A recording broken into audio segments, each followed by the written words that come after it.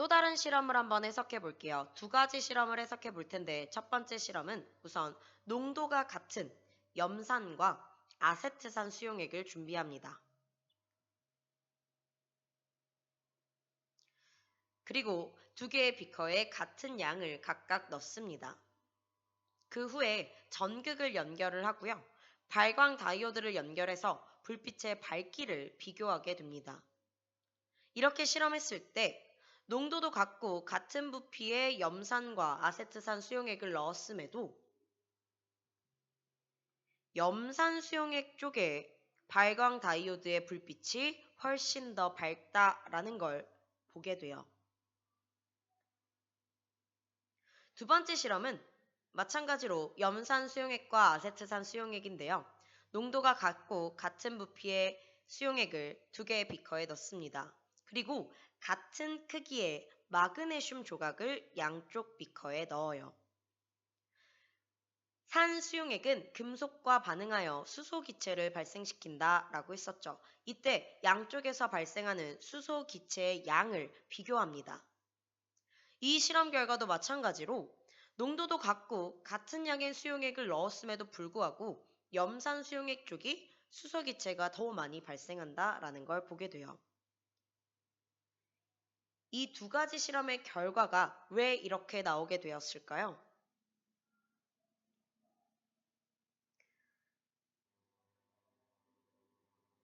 이 그림은 농도가 같은 염산과 아세트산 수용액에 들어있는 이온을 모형으로 나타낸 그림입니다. 보면 염산 수용액 같은 경우는요.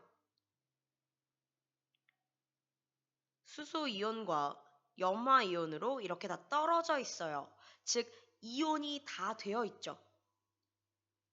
거의 다 이온화가 되어 있습니다.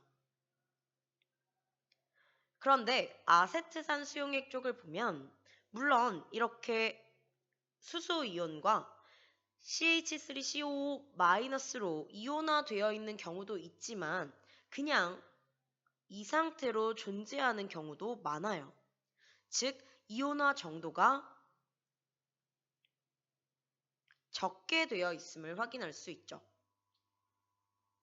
정리하면 염산 수용액은 이온화 정도가 크고요. 이온이 많이 되어 있고요. 아세트산 수용액은 이온화 정도가 낮습니다. 이온이 적게 되어 있습니다. 그럼 이걸 가지고 앞에 실험을 해석해 볼게요. 염산 같은 경우 이온화 정도가 크니까 이온이 많이 있으니까 전류가 더 잘 흐르게 되겠죠. 그래서 발광 다이오드의 불빛의 세기가 세다라는 걸 확인할 수 있고요. 아세트산 수용액 같은 경우 이온화 정도가 작으니 이온이 잘 안 되니 이온의 수가 적으니 전류가 덜 흘러서 발광 다이오드의 불빛의 세기가 약하다라고 해석할 수 있습니다. 이렇게 이온화가 잘 되는 산을 강산이라고 하고요. 이온화가 잘 안 되는 산을 약한 산, 약산이라고 합니다. 여기서 염산은 이온화가 잘 됐으므로 강산이고요. 아세트산 수용액은 이온화가 잘 되지 않았으므로 약산임을 확인할 수 있어요. 두 번째 실험도 마찬가지로 해석하면 돼요. 염산이 강산이니까 이온화가 잘 되어서 수소 이온이 많아서 금속과 반응을 잘 일으켜서 수소 기체를 많이 발생시킨 거고 아세트산 수용액은 약산이니까 이온화가 잘 안 되어서 수소 이온이 적게 생겨서 금속과 반응하는 정도가 덜했던 거죠.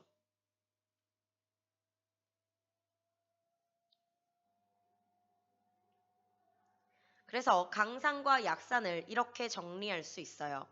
수용액에서 이온화가 잘 되어서 수소 이온을 많이 내놓는 산을 강한 산, 강산이라고 하고요. 수용액 상에서 이온화가 잘 안 되어서 수소 이온을 적게 내놓는 산을 약한 산, 약산이라고 합니다. 이 실험에서는 염산이 강한 산임을 확인할 수 있고 아세트산 수용액이 약한 산임을 확인할 수 있어요. 염기도 마찬가지예요. 강한 염기가 있고요. 약한 염기가 있습니다. 염기 같은 경우에는 공통적으로 수산화이온을 내놓죠. 그래서 이온화되어서 수산화이온을 많이 내놓으면 강한 염기라고 하고, 이온화되어 수산화이온을 적게 내놓으면 약한 염기라고 합니다. 발광 다이오드 불빛을 보고 어떤 쪽이 강산인지 어떤 쪽이 약산인지 찾을 수 있어야 되고요. 마찬가지로 어떤 쪽이 강염기인지 어떤 쪽이 약염기인지 찾을 수 있어야 됩니다.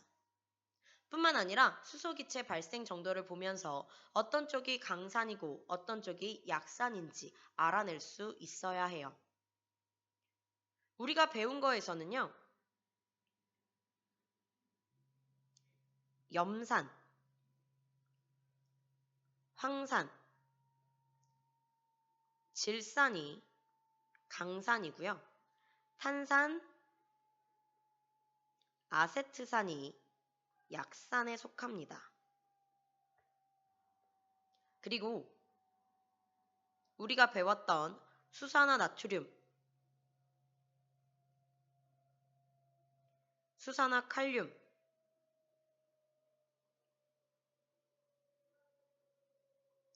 수산화 칼슘은 모두 강염기에 속하게 되고요. 우리가 구체적으로 다루진 않았지만 암모니아 수가 약한 염기에 속합니다.